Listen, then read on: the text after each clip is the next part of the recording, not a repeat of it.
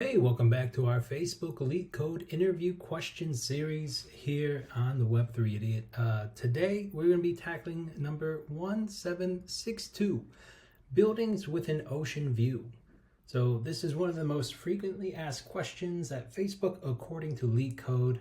And yeah, we're going to go ahead and tackle it. So our question is, there are n buildings in a line. You are given an integer array heights of size n that represents the heights of the buildings in the line, okay? The ocean is to the right of the buildings. A building has an ocean view if the building can see the ocean without obstructions. Formally, a building has an ocean view if all the buildings to its right have a smaller height. Return a list of indices, zero indexed, of buildings that have an ocean view sorted in increasing order. Okay, so basically let's look at our first example. We have an array of heights called 4, 2, 3, and 1. So basically the ocean is over here and we want to see what's over here. This is kind of tricky because if we move from left to right, it'll be difficult to, I guess, keep track of who can see and who cannot see. So here, this 4 can see, it's taller than everything to its right. This 2 cannot see because it is shorter than at least one building to its right. This 3 can see everything and this 1 can see everything. So we have our 0, our 2, and our 3. So that is what our output is. Our locations here, 0, 2, and 3. And then let's look again down here. We have 4, 3, 2, 1. Each building is taller than every element to its right. So we do 0, 1, 2, and 3. And then over here, every building except for the last one is shorter than at least one building to its right. So this 1 is less than this 3, this 3 is less than this 4, this 2 is less than this 4. So these do not have an ocean view because they're all blocked by number 4. And number 4 has a view, so we output number 3. So basically what this kind of question is, it's a classic stack problem. So we'll go ahead and implement that. So let our stack equal an empty array. And then what we want to do is we want to loop through the indices. So we'll say for, this would be a classic for loop, for let I equal 0, I is less than heights.length, and I will be incremented. And then next what we want to do is say while there is something on the stack, we want to check. So we'll do a while loop while our stack.length is greater than 0. And what else do we want to do? We also want to say while heights.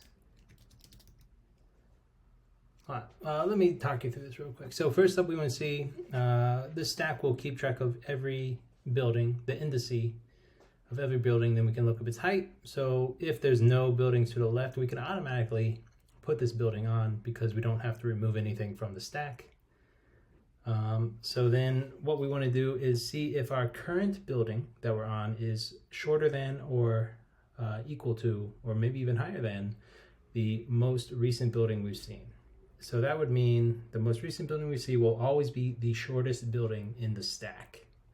So here we'll say heights, and we want to get the index. So it'll be stack at stack.length minus 1. This is to get the last building on the stack. So while our heights at I is greater than or equal to this, what we want to do is remove it. So we have to say stack.pop, and then we go again. And then after we do that while loop, what we want to do is say stack.push, and we are pushing our I. Because automatically there's nothing to the right that will block it, so we don't have to remove it from the stack. So just to walk you through this real quick, let's go with, let's pick one where not everything, we'll pick this one here. 4, 2, 3, 1. So as I walk you through this, it will be much easier to understand. Let's grab this and put it up here. So right now our stack is an empty stack. So first up we would go I equals 0, okay? And then while stack.length is greater than 0, it is not. So what we automatically do is we just push I. So that'd be our first one, that'd be 0. Then we move ahead in our I is now 1. I is now equal to 1. So then we look at I here, it's a 2. Okay, stack.length is greater than 0. That is true. We have a length of 1. All right, and then heights at I, so this 2 here, is greater than or equal to the heights at stack, the end of the stack, which would be this one here. So this would be a 4. Is 2 greater than or equal to 4? No, it is not. So this does not happen. And we automatically just push our 2 index here, which would be 1. Then we move on to this 3. This I is now 2. First up, stack is greater than 0. The length is greater than 0. And then we look at our heights. So we say heights at I, which would be this 3, is it greater than or equal to the last elements? So that'd be this 2. Yes, it is. So what we want to do is pop off this element. Now we're just back to 0. So this 2 is out, and then we compare it to the 4. It is not true. So then we just push it, and then now we have our 2 index here. And then we move on to our last element, which would be this 3. This 1 here, yes, it is greater than 0.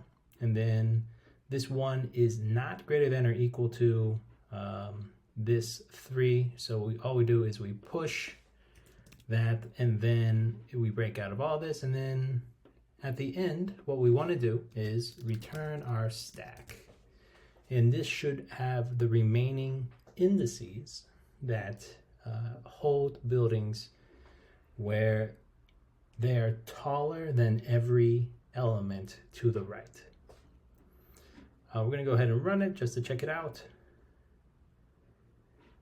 It passes. Let's go ahead and get rid of these comments,